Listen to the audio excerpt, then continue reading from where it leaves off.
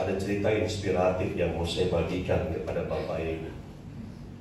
Satu kali seorang anak kecil melihat ke langit dan dia memandang begitu banyak bintang bertebaran di langit. Dia bertanya, kenapa bintang-bintang ini tidak jatuh dari langit?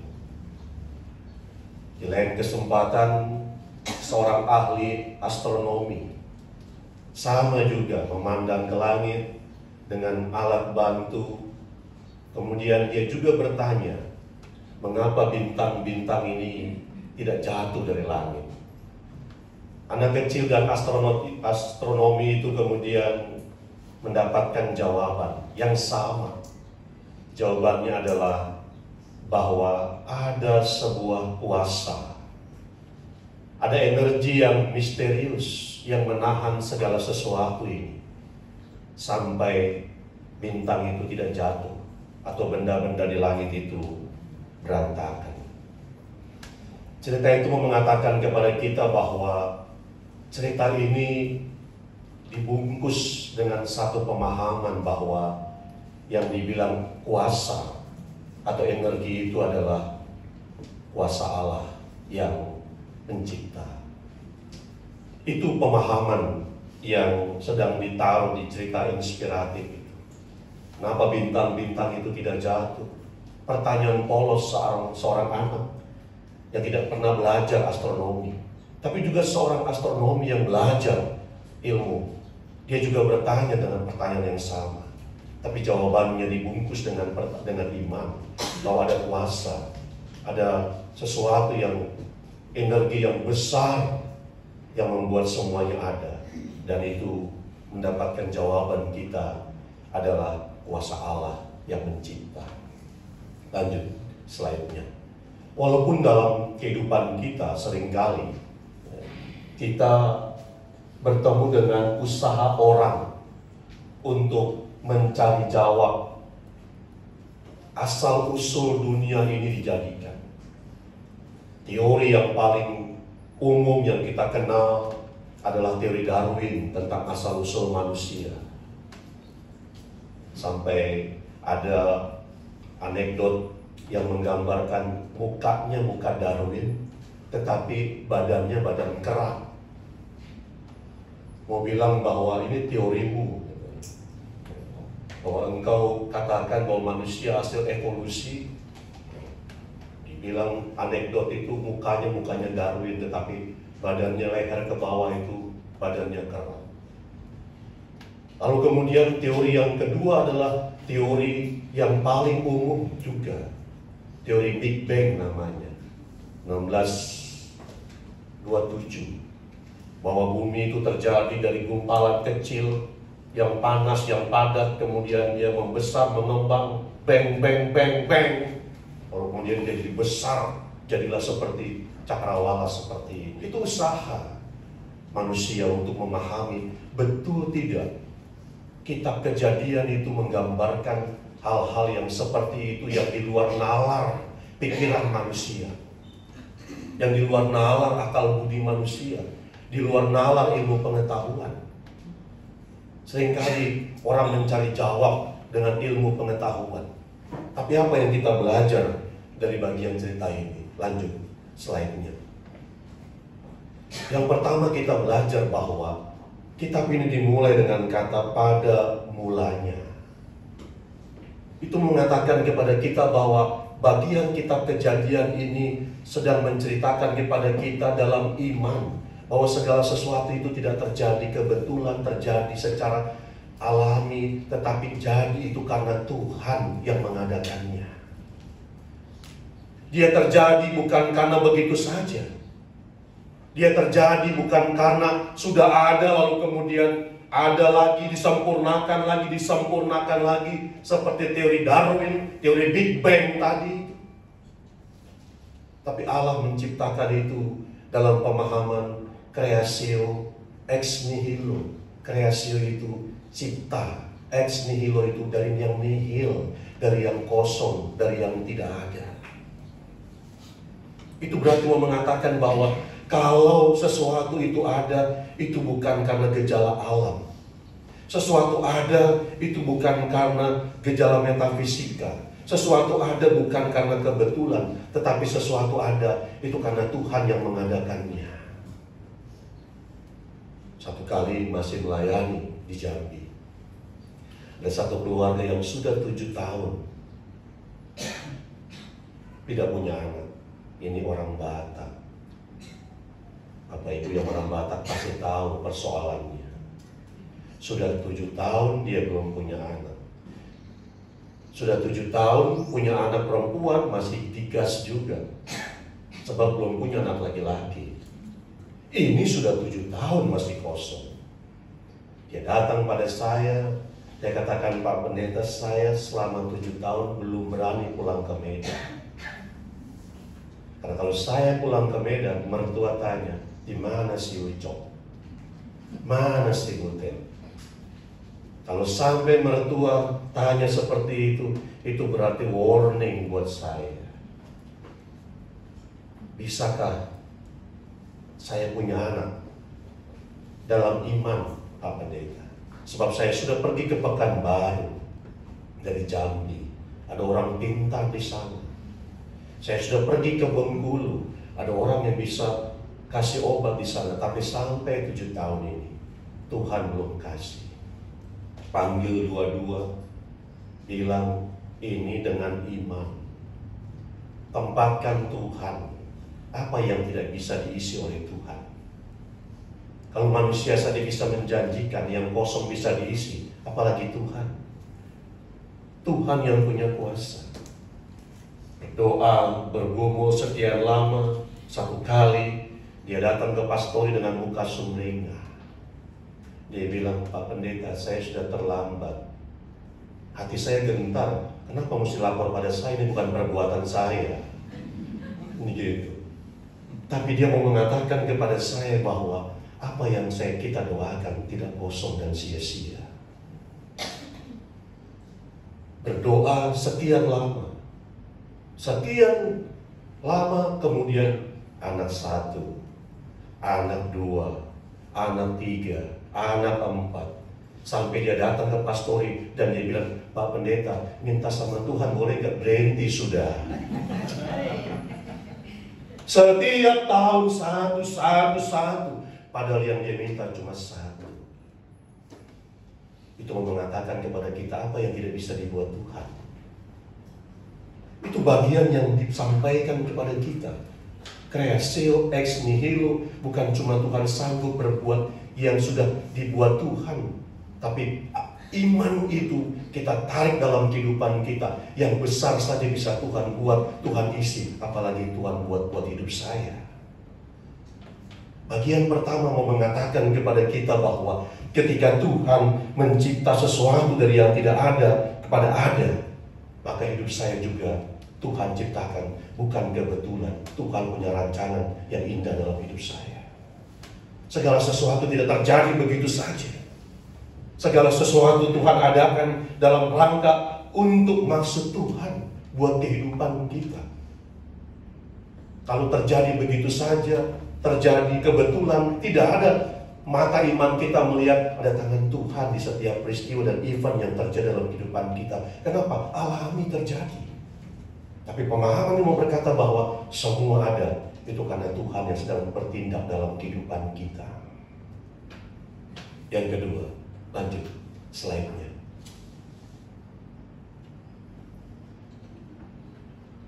Pernah nonton sulapnya Pak Tarno? Apa kata Pak Tarno? Bim salah bim prok prok prok jadi apa? Ini bukan bim salah bim. Firman Tuhan, Allah berfirman. Enggak bim salah bim. Tapi firman itu mengatakan bahwa ada karya Tuhan, tangan Tuhan yang bekerja di dalam kehidupan kita yang begitu luar biasa. Maka Allah berfirman, jadilah katanya. Bukan sekedar bim salah bim, tapi firman Allah yang mengandung kuasa, yang mengandung tangan Tuhan, yang membuat segala sesuatu yang belum ada jadilah katanya. Itu mengatakan kepada kita bahwa kuasa firman itu begitu besar dalam kehidupan kita. Itu Itu makanya GPIB menempatkan 2 kali dalam 1 hari kuasa firman dalam kehidupan kita. Dalam apa? Morning call dan night call. Karena kita percaya bahwa ketika kuasa firman itu dihadirkan dalam kehidupan kita, bukan cuma firman yang keluar dari kata-kata, dari mulut, tapi firman itu mengandung kuasa untuk bertindak dalam kebenarannya, bertindak dalam kuasanya. Itu sebabnya ketika kita CD yang dikasih Alkitab, ketika kita kawin yang dikasih Alkitab. Orang kawin kasih gelas, panci, bagus. Orang mau kawin, orang mau berumah tangga dikasih Alkitab. Tapi itu pemahamannya. Ketika firman Tuhan ditempatkan dalam kehidupan kita, maka semuanya ditambahkan dalam hidup kita. Menjadi kekuatan yang sangat begitu luar biasa. Tuhan berfirman, maka jadilah. Apa yang tidak jadi oleh kekuatan firman, itu juga ditempatkan dalam kehidupan kita. Bahwa ketika Tuhan lewat firman-Nya ditempatkan dalam kehidupan kita, yang menurut kita tidak mungkin jadi, tapi Tuhan menempatkan jadi buat kita semua. Tempatkan kebenaran firman Tuhan lewat cerita itu. Bukan cuma Dia berkuasa pada waktu penciptaan, tapi firman-Nya masih berkuasa juga dan berdampak buat kehidupan kita sampai hari ini. Itu sebabnya setiap pagi morning call, bangun pagi dengan firman Tuhan. Kenapa? 1 hari saya banyak pergumulan, tapi firman Tuhan menguatkan saya untuk berjalan dalam pergumulan. Setiap malam saya night call. Kenapa? 1 hari pergumulan sudah saya lewati. Firman Tuhan memberikan kepastian buat saya. Besok pagi saya tidur, saya tidak tahu apa-apa. Besok pagi saya bangun, Tuhan sediakan berkat yang baru buat saya. Kekuatan firman luar biasa. Itu sebabnya pagi-pagi jangan dari nasi uduk duluan. Pagi-pagi jangan dari lontong. Pagi-pagi setel netcom. Tidak suka baca Alkitab, tidak rajin baca Alkitab, tinggal setel YouTube. Ada netcom, ada morning call. Kenapa? Firman Tuhan ditempatkan sebagai kekuatan yang sangat luar biasa dalam kehidupan kita. Yang tidak jadi menurut kita, Tuhan buat jadi atas hidup kita. Lanjut. Selainnya, Tuhan punya waktu. Kata para ahli, nggak mungkin 7 hari diciptakan, bermiliar-miliar, bertahun-tahun, berjuta-juta tahun. Tapi waktu Tuhan tidak sama dengan waktu kita. Petrus bilang 1 hari bisa 1000 tahun, 1000 tahun bisa 1 hari. Itu sebabnya kepada kita, ketika kita menunggu doa kita, menunggu harap kita, jangan pernah galau, jangan pernah cemas dengan menghitung hari-hari kita. Biar Tuhan yang punya waktu atas hidup kita. Ketika saya berdoa, kapan Tuhan jawab hidup saya? Kapan Tuhan jawab doa saya? Waktu Tuhan itu indah. Bukan indah menurut hitungan saya, tapi indah menurut hitungan Tuhan. 7 hari tidak mungkin seluruh alam semesta ini diciptakan. Tapi Tuhan katakan 7 hari. Dengan waktu Tuhan, itu berarti kita belajar bahwa Tuhan punya waktu buat kita yang berbeda dengan kita. Kalau kita sedang berharap lama waktunya, kita sedang punya pergumulan terlalu lama, panjang waktunya, tetap imani Tuhan punya waktu dan waktu Tuhan indah buat kita. Mungkin kita ingin cepat dengan pola hidup kita yang instan. Mau makan tinggal GoFood, mau pergi tinggal Gojek. Siapa yang sekarang tidak instan? Tapi Tuhan kadang-kadang memproses kita tidak instan dalam hidup kita. Kadang-kadang Tuhan butuh waktu untuk memproses jawaban doa kita. Kadang-kadang waktu Tuhan itu Tuhan tempatkan dalam hidup kita. Kenapa? Karena dalam waktu Tuhan kesetiaan kita dibentuk, doa kita dibentuk, harapan kita dibentuk dalam waktu Tuhan. Itu sebabnya seringkali ketika kita berharap, bergumul, jangan pernah kita protes. Lama betul Tuhan. Ini sudah zaman serba canggih. Kalau Bapak Ibu pernah membaca bukunya teolog Asia namanya Chuang Seng Song, dia bilang Allah itu kecepatannya 3 mil per jam. Beda dengan Allahnya orang Jepang yang teknologinya sudah teknologi cepat. Ini teolog Jepang. Dia bilang Allah itu Kecepatannya 3 mil per jam. Kenapa dia bilang begitu? Jarak antara Mesir kepada Kanaan itu cuma 3 minggu kalau jalan. Tetapi kenapa Tuhan buat 40 tahun? Tak putar-putar, seolah-olah dia tidak jauh jalan. Pernah pakai peta, kalau kemudian petanya jalan kita salah, apa kita bilang? Ini peta ini WC ini, apa ini, dan lain sebagainya. Begitu juga orang Israel, dia tak putar 40 tahun, apa nggak ada Allah, nggak ada makanan di Mesir, mesti kita mati di padang gurun ini. Itu disuarakan oleh teolog Asia Chuan Seng Song dalam bukunya Allah Turut Menderita, yang mengatakan bahwa waktu Tuhan 40 tahun adalah waktu Tuhan, bukan waktu Israel. Karena di situ Tuhan membentuk Israel supaya mereka siap untuk menerima berkat tanah Kanaan. Supaya mereka meninggalkan Mesirnya, meninggalkan hidup yang lamanya. Diproses 40 tahun di padang gurun, berat, tidak enak, tidak nyaman. Tapi ketika mereka masuk ke tanah Kanaan dalam waktu Tuhan, apa katanya? Tidak ada janji Tuhan yang tidak tergenapi. Semua digenapi dalam waktu Tuhan. Itu berarti kalau kita belajar bahwa kenapa Tuhan butuh waktu 7 hari.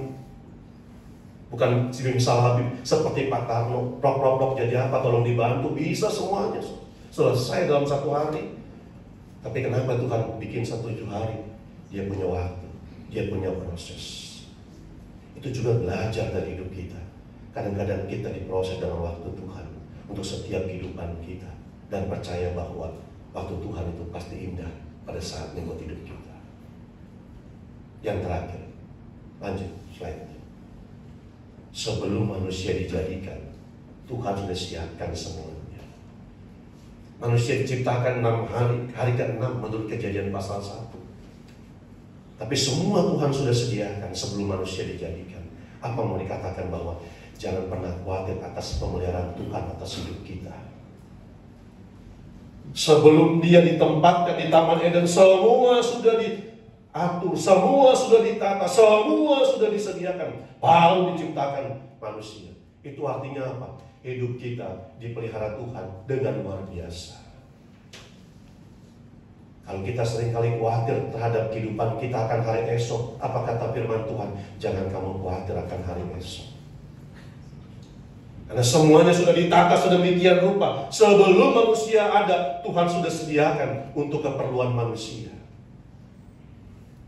Ada ilustrasi yang bilang begini, kalau kita beli baju di mall, kita yang menyesuaikan dengan ukuran baju itu.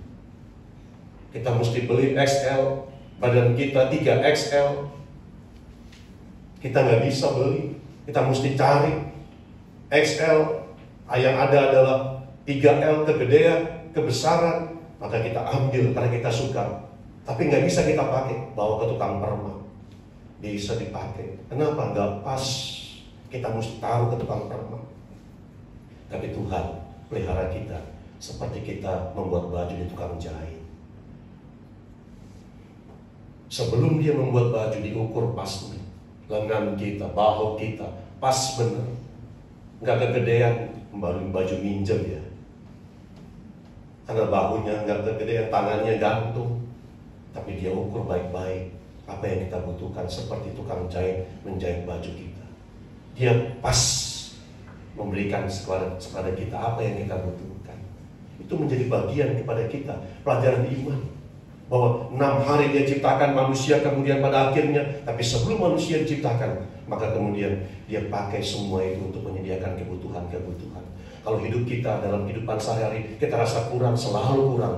Tapi iman kita berkata, Tuhan pelihara saya dengan luar biasa. Musim boleh berganti, tapi kasih setia Tuhan tetap abadi. Itu kata lagu gitu. Hidup kita selalu berganti situasi. Tapi pemeliharaan Tuhan tetap menjadi bagian. Itu makanya saya ambil gambar ketika Yesus memelihara domba. Ditaruh di padang rumput, ditaruh di air yang segar, bukan air sungai yang deras. Dombanya bisa terbawa, bukan rumput yang kering yang membuat domba sakit dan kering dan kurus. Dia pelihara kita dengan luar biasa. Itu sebabnya ketika kita menjalani kehidupan kita, iman penciptaan 6 hari lamanya memberikan kepercayaan kepada kita. Kenapa saya mesti khawatir kalau hidup saya dijamin oleh Tuhan, hidup saya dipelihara oleh Tuhan? Apa yang menjadi kebahagiaan dalam pelajaran iman kita? Lanjut slide-nya pada yang terakhir sekali. Sikap iman. Ini ada lagu yang diangkat dari Kidung Jemaat. Tuhan pencipta semesta, Kau yang maha mulia. Menjadi iman kita bahwa segala sesuatu yang dalam kehidupan kita yang kita jalani, saya kecil, nggak ada apa-apanya dibanding ciptaan besar yang Tuhan ciptakan. Saya terlalu kecil, tapi di hadapan Tuhan saya berharga, saya dipelihara. Kenapa saya mesti takut? Saya masih mesti gentar. Yang saya mesti taruh adalah pengakuan iman. Tuhan berkuasa atas hidup saya. Segala halnya Tuhan yang urus atas hidup saya. Kalau saya yang kecil diperhatikan, saya percaya hidup saya yang besar juga diperhatikan Tuhan. Maka itu selalu ada ungkapan yang saya sering ajarkan. Kalau kita punya pergumulan, jangan mengeluh pada pergumulan. Ya Tuhan, ya besar amat pergumulan saya, dibungkus kita oleh pergumulan. Dia menang atas kehidupan kita. Kenapa? Karena kita mengeluh terhadap persoalan kita. Besar amat masalah saya, besar amat pergumulan saya. Persoalan itu menang atas kita. Senang dia. Kenapa? Kita terlalu kecil buat dia. Tapi bilang pada pergumulan, kamu memang besar, saya kecil. Tapi kamu mesti tahu bahwa di balik saya ada Tuhan yang besar, lebih besar dari kamu pergumulan. Yang bisa mengalahkan kamu sebesar apapun kamu, saya kecil dibanding kamu pergumulan.